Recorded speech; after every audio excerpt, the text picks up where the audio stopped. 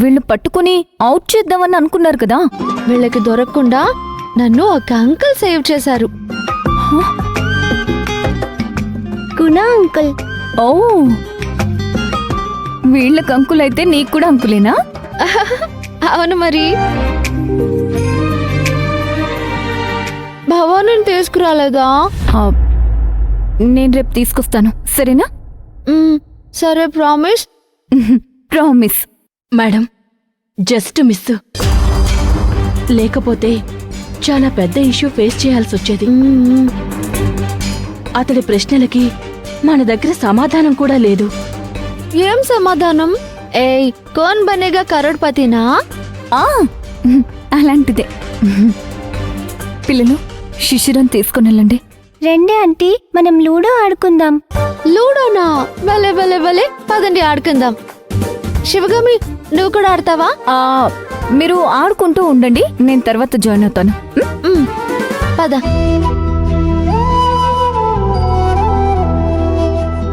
Bye. Madam, ఇప్పుడేం చేద్దాం? ఆ దుర్మార్గుడు మళ్ళీ వస్తాడేమో. రాడు, ఇంకతను ఇటువైపు రాడు. శిశిరా ఇప్పుడు ఇక్కడ ఉండడమే సేఫ్. మళ్ళీ తను ఇంకెక్కడికైనా షిఫ్ట్ అయితే ఎవరైనా చూస్తే మళ్ళీ మొదటికొస్తుంది. ఎవరో ఇన్ఫర్మేషన్ ఇచ్చినట్టున్నారు మేడం. ఎవరో మనల్ని ఫాలో అవుతున్నట్టున్నారు. వాళ్ళ ప్లాన్ వర్కౌట్ అవ్వలేదు కదా, అందుకే శిశిర సేవ్ అయింది. మరి శిశిర గారు ఇక్కడే ఉంటారా?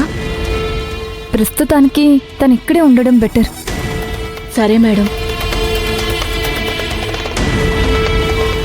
అది అవమాన భారంతో రగిలిపోతూ ఉంటాడు. ఏం చేయలేక అల్లాడిపోతుంటాడు. తను అనుకున్నది అవ్వలేదు కదా, ఫేస్ చేయడానికి సిద్ధంగా ఉండాలి. జాగ్రత్త మేడం.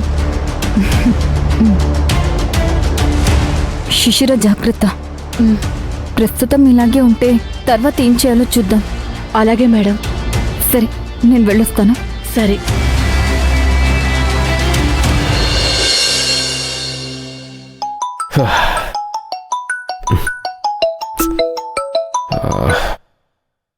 చెప్పక్క. ఏమైంది ఆది? శిశిరని తీసుకొచ్చావా? రామ్ కుమార్ ఇంట్లో శిశిర లేదు.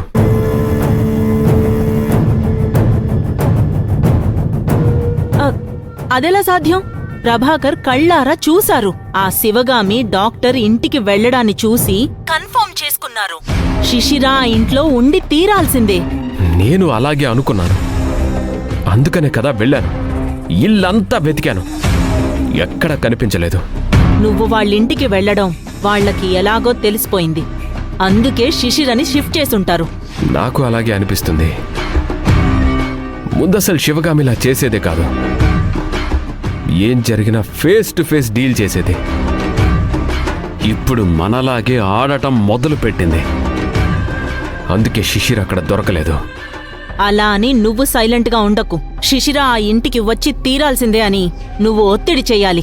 అప్పుడే మనం అనుకున్నది సాధించడానికి వీలవుతుంది.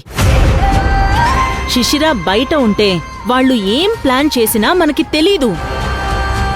నువ్వు ఆ ఇంట్లో ఉండి ఏ ఉపయోగం కూడా లేదు. ఈ విషయాన్ని నేను అసలు ఊరికే వదిలిపెట్టను. శిశిరని ఇంటికి పిలిపించమంటాను. అలాగే ఏం చేసైనా అర్జున్ని, శివగామిని కూడా దూరం చెయ్యాలి. అతడు ఒకప్పుడు క్రిమినల్, మనల్ని ఈజీగా హ్యాండిల్ చేస్తాడు. అర్జున్ దూరమైతే శివగామి సగం శక్తిని కోల్పోయినట్టే. మా అమ్మ అదే పనిలో ఉంది. మా అమ్మ పనిని సక్సెస్ఫుల్గా చేస్తుందనిపిస్తుంది. ఏ సహకారం కావాలన్నా ఇమీడియట్గా కాల్ చేయి. కొత్త ఇన్ఫర్మేషన్ దొరికితే నేను కాల్ చేస్తాను. సరే.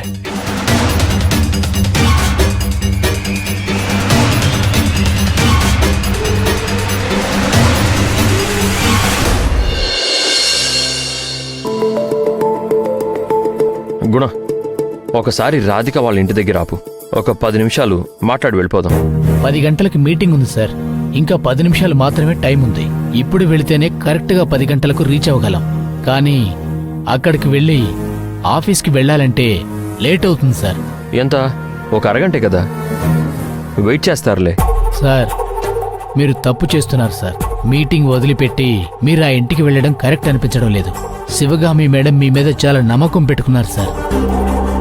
శివగామి గారికి తెలిస్తే ఎంత సమస్య అవుతుందో తెలుసా? మేడం ఎంత బాధపడతారో తెలుసా? గుణ, కారు పక్కన ఆపు. ఆపు.